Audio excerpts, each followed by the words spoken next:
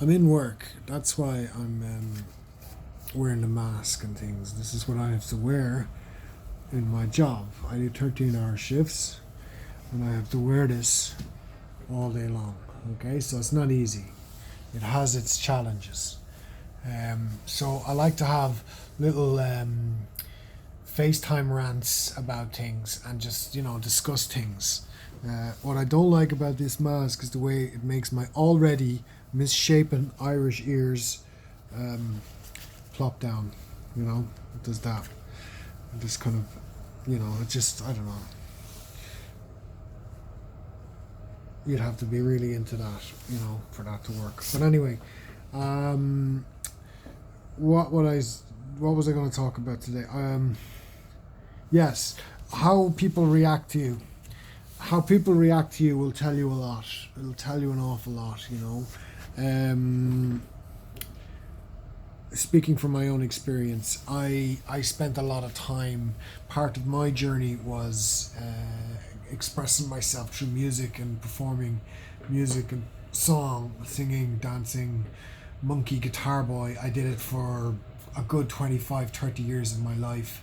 And I expressed myself through that, but ultimately for myself, speaking for myself, I was trying to find a part of me through the music, vicariously through the art form of music.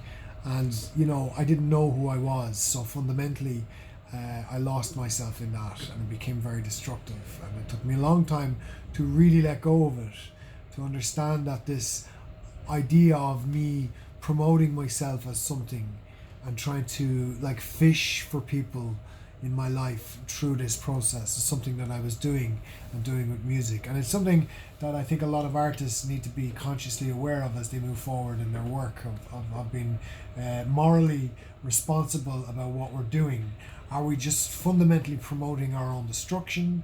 Are we being truthful and honest in what we're putting out there? Or is it just, a big fucking pile of shit that, we're ultimately dancing like monkeys trying to get people to like us?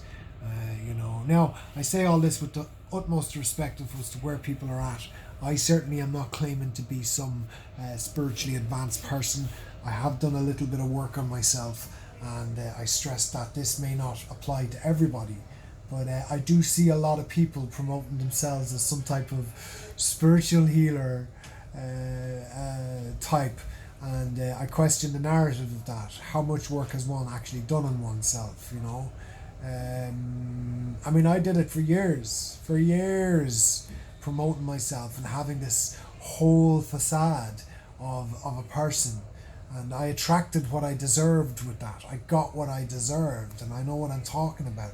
I've been through toxic relationships, bad marriages, addiction issues, you name it. I've experienced it from that because I was constantly working from this wounded self. I never allowed myself at the time to fully develop within the wound, to allow myself to heal. I jumped the gun and became this guru teacher person for a while of the guitar god, the guitar wizard, and I paid the price for that.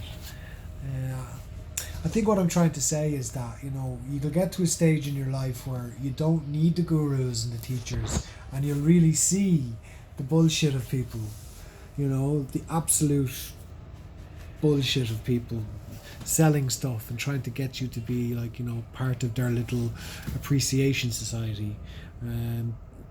People promoting themselves all over the place at the moment, and they're selling very questionable stuff.